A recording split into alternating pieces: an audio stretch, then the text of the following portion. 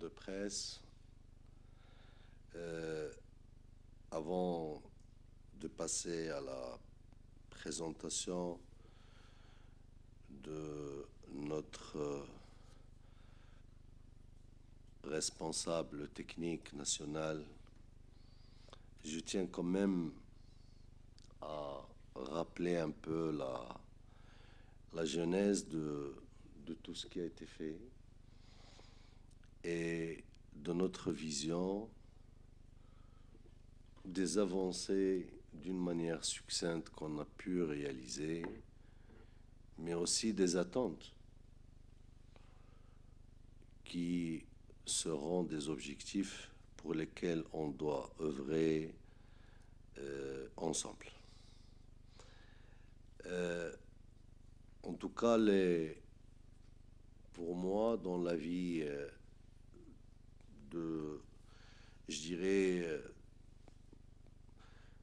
de notre système technique football, la date d'inflexion qui a changé la trajectoire et la manière de faire, c'était la mise en service de ce complexe Mohamed VI qui a été inauguré par Sa Majesté le Roi, que Dieu l'assiste, et qui porte le nom d'ailleurs de Sa Majesté le Roi, et qu'on a réalisé suite aux orientations royales. Parce qu'il faut dire qu'avant, quelle que soit la bonne volonté et quelle que soit la technicité ou le niveau de l'encadrement technique, il était très difficile de concrétiser les stratégies, la vision, et puis avoir à la disposition les moyens nécessaires. Aujourd'hui, notre action de développement d'infrastructures, on va dire, il englobe la chaîne de valeur footballistique de bout en bout. Puisque l'État, durant les dernières années, il a mis en place dans tout le territoire national du Royaume, qui, je rappelle, est assez vaste. On fait 2 fois la superficie de l'Hexagone. Et donc, sur ce territoire, l'État il a mis en place ce qu'on appelle les terrains de proximité. Et c'est un espace exceptionnel pour les jeunes, filles, mais surtout garçons, de pratiquer le football le long de la journée et souvent même la nuit, puisque la majorité de ces infrastructures donc, sont équipées en éclairage. Et ce segment déjà, à mon sens, dans le futur, nécessitera une réflexion pour l'englober dans l'enceinte footballistique, parce qu'aujourd'hui, on commence notre travail à partir du club. Et quand on parle au niveau du club, dans les meilleurs cas possibles, ce sont les moins de 15 ans. Et le véritable travail de détection et de recherche du talent, qui nécessite un encadrement et un travail continu, doit englober ce segment. Et avec le ministre de l'Éducation et du Sport marocain, mon ami, collègue, M. Chakib Ben Moussa, moi je suis convaincu d'intégrer ce segment. Je lui ai fait une proposition de projet que vous allez voir si on doit ajuster quelque part ou on doit ajouter quelque chose. Pour moi, ça doit être géré au niveau national avec une logique de mettre les anciens joueurs auxquels on doit donner des formations de courte durée mais intenses qui existent un peu partout dans les villes marocaines. Tout d'abord pour les intégrer socialement dans leur métier qu'ils savent faire et pour leur garantir les conditions de vie correctes et dignes. Et bien sûr avec deux espaces ou deux segments de jeu, organiser les catégories moins de 10, 12, etc. dans toutes les villes et dans tout le territoire, mais aussi ouvrir un espace pour les associations, etc., qui, logiquement, doivent rémunérer quelque chose, doivent payer quelque chose pour assurer la maintenance et la continuité de ces infrastructures. Et ce projet, donc, on est d'accord avec le ministre du Sport. Je n'attendais que votre arrivée pour le valider dans une vision globale et donc disposer, parce qu'aujourd'hui on a plus de 1000 ou 1500 un peu partout, ça nous donnera la possibilité donc d'inclure les 3000 anciens joueurs avec des formations, comme j'ai dit, cycliques, rapides, pour se focaliser sur la détection. Et le deuxième segment, c'est le club. Notre objectif aujourd'hui est de doter tous les clubs de centres de formation, surtout professionnels. On a fait du chemin. Aujourd'hui, il y a 6 ou 7 qui sont dotés de centres de formation de haut niveau. Donc le Raja en tête, avec peut-être l'un des meilleurs en Afrique, sinon le meilleur, et qui sera donc fonctionnel dans 2 ou 3 semaines. Le HAC aussi, on a repris leur centre qu'ils ont acheté depuis un an et demi, pour le mettre à niveau et le mettre dans le standard internationaux. Il y a le FUS, les phares, Berkane, etc. Et le reste va venir. Et là, à mon sens, et pour être honnête, peut-être que je me trompe, c'est le maillon faible. Le maillon faible, tout d'abord parce que les managers ou les présidents de clubs gèrent ces centres en tant qu'activité secondaire. Je comprends. Les présidents, ils sont là, ils sont souvent harcelés, critiqués pour les résultats des clubs première équipe. Et donc, c'est très difficile d'expliquer le travail de fond et de jeunesse. Mais, moi, je pense que le travail n'est pas fait parce qu'ils ne savent pas faire. Et là, Monsieur Chris, on aura le temps d'en discuter. Je pense que notre DTN, la Direction technique nationale, doit mettre en place dans l'urgence une cellule bien étoffée en compétences pour l'accompagnement et pour la gestion de ces centres de formation des clubs qui, à mon sens, c'est le véritable vivier donc du football national.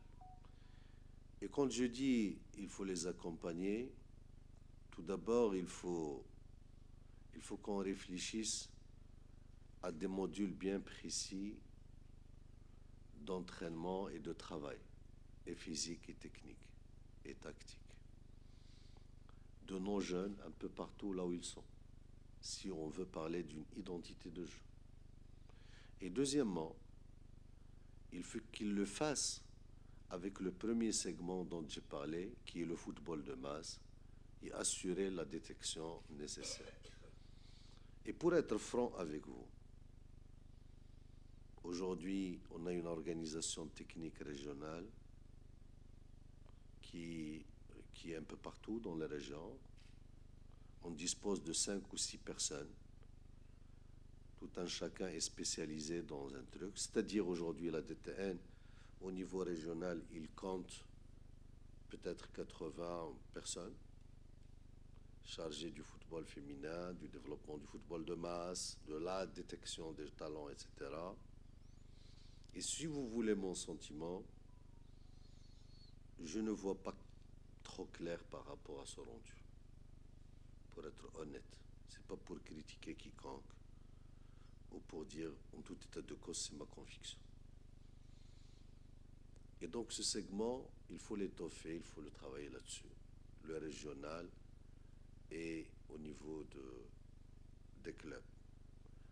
Il faut les accompagner en module, en organisation institutionnelle, leur proposer des profils et leur proposer des trucs avec un suivi, je dirais pas permanent ou fréquent, continu. Ça doit être c'est-à-dire on doit disposer d'une équipe qui du matin au soir ne s'occupe que des centres des clubs, qu'est-ce qu'ils font, qu'est-ce qu'ils ne font pas, qu'est-ce qu'il faut corriger, là où il faut aller, etc., etc. Et évidemment, je parlais des régions. Je pense qu'on a besoin d'injecter un peu plus de compétences. Vous allez voir, avec surtout, je vais venir vous parler de l'équipe existante qui est là, pour voir l'existant, comment on peut l'améliorer. Parce que, effectivement, on veut doter toutes les régions d'un centre régional. Donc aujourd'hui, on a ouvert les centres régionaux, c'est le même dispositif d'ici en miniature, sur 5 ou 6 hectares. Donc le centre de Saïdia, il est fonctionnel. On ouvre dans en tout cas avant la saison, le centre de Bni Mellal, dans une autre région au centre. On est sur Ben Guerir pour la région de Marrakech et sur l'Ayoun au Sahara, et on continue pour doter les régions de centre. Comme ça, notre logique de développement, et c'est ce que j'ai exposé aux experts de la FIFA quand ils étaient là, parce que souvent, je parle un peu football, peu de la politique du football. Donc on commence au niveau du football de masse. Les meilleurs sont détectés et ramenés dans les clubs pour introduire ou les introduire dans le tunnel professionnel. Et quand je dis le tunnel professionnel, il faut mettre les bonnes personnes, les bons profils à la meilleure place. Et par rapport à cela, je peux vous assurer que tout est bon, sauf massacrer des générations de jeunes. Et par la suite, logiquement, tous ces clubs doivent donner lieu à une élite régionale féminine et masculine, à tous les âges. Et la crème de toutes ces régions doit être ici, dans ce centre d'excellence, en formant les différentes équipes nationales du U13 ou du U12. Et ça, c'est un problème sur lequel je vais revenir jusqu'au senior. Maintenant, je pense que les priorités, donc, ça, c'est ça. Il faut réduire un peu l'âge. On travaille maintenant à moins de 15 ans, je pense qu'il faut baisser. Moi, Arsène Wenger m'a convaincu que la détection se fait en tout état de cause entre 10 à 11 ans. Et je m'intéresse à ça parce que peut-être je changerai de vocation et être à votre place, monsieur Chris. donc réviser un peu l'âge à la baisse. Tout cela, au niveau central ici, vous avez des personnes exceptionnelles que personnellement j'adore. La preuve, je joue avec eux pratiquement 2 ou 3 fois par semaine au football. Donc il y a M. Fethi Jamal, je ne sais pas ce qu'il est là. En tout cas, il y a Fethi Jamal. ما كاينينش الإخوان هنا. غادي تشوفهم après. Très bien. Après, donc, vous allez les voir. Il y a M. Houssine Ammouta, donc, qui se charge d'un segment équipe locale U23. En tout cas, il y a un segment football féminin. En tête, il y a Reynolds, Pedros et tout le reste. Il y a un segment football salle. En tête, il y a Dgig, Hicham. Et ce segment, il est exemplaire. D'ailleurs, pareil pour le football féminin. Il y a un segment football masculin. Donc, il y a Mouta qui s'occupe d'un segment. L'équipe de moins de 20 ans, elle est en Arabie Saoudite en ce moment. C'est Wahbi qui était en Belgique. Sûrement, vous le connaissez. Et puis, il y a le segment du football diversifié avec l'équipe nationale de beach soccer. Et en horizontal, il y a tout ce qui est performance, donc la préparation physique, l'analyse vidéo. Vous connaissez Moussa, je l'ai vu avec vous, il est là. Lui aussi, il était en Belgique, vous le connaissez parfaitement. Il y a pas mal qui sont passés par la Belgique, donc c'est bien. Et il y a Harrison, etc. Donc il y a ce segment. Et le plus important, c'est que toutes ces compétences, donc ils résident ici, ils travaillent ici ensemble, et tout le monde se rencontre, se croise. Donc vous aurez c'est-à-dire c'est un espace tout en étant sur 30 hectares, mais il est fermé pour échanger et créer les espaces de discussion. Et évidemment, comme j'ai dit, vous avez l'organisation régionale qu'il faut revoir. Et bien sûr, pour faire mieux et faire plus efficace, donc à partir du 1er septembre, Inch'Allah, ou du début de septembre, donc la fédération et les ligues seront aussi logées au nouveau siège qui est au stade de la finalisation. À mon sens, ce sont les missions ou les défis, bien sûr, qui nous attendent. Vous connaissez un peu la belle dynamique que connaît le football marocain. On veut l'inscrire dans la durabilité et la pérennité et dans le professionnalisme total. On ne veut pas vivre ou savourer les accidents de parcours. On veut aller d'une manière professionnelle, sereine, vers la pérennité, la structuration, etc. Et je pense, et vous aurez l'occasion, Inch'Allah, de visiter les autres régions du Maroc. C'est pas parce que je suis marocain, c'est un beau pays. Les infrastructures sont bonnes. À ce rythme d'avancée, dans peu de temps, on n'aura rien à envier aux grandes nations de football. Et je pense que le talent y est.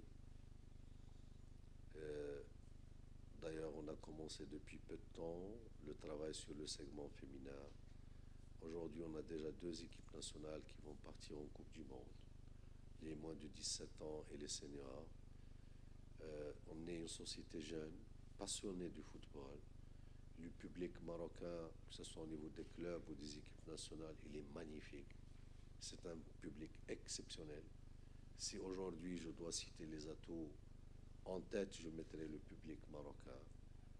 Tout le monde était agréablement surpris à l'occasion de la finale de la Coupe d'Afrique féminine. Il y avait 60 000 au stade et il y avait 20 000 devant les portes et qu'on a supplié pour qu'ils rentrent chez eux et voir le match à la télé. C'était quelque chose d'exceptionnel. Le public des clubs, il est exceptionnel. Sûrement, vous avez entendu d'un public casablancais et que pour la Raja et le HAC, c'est vraiment quelque chose d'exceptionnel. Tout le monde aime le football, tout le monde est passionné. Et le plus important, c'est que le savoir en football, les Marocains le connaissent. Pour toutes ces missions et pour toutes ces attentes, on sera avec vous, à votre disposition pour vous faciliter la tâche. Et pour tous ces objectifs, mesdames et messieurs, on a l'honneur de vous présenter M. Chris Van Poeveld. C'est ça la prononciation? en tant que directeur technique national.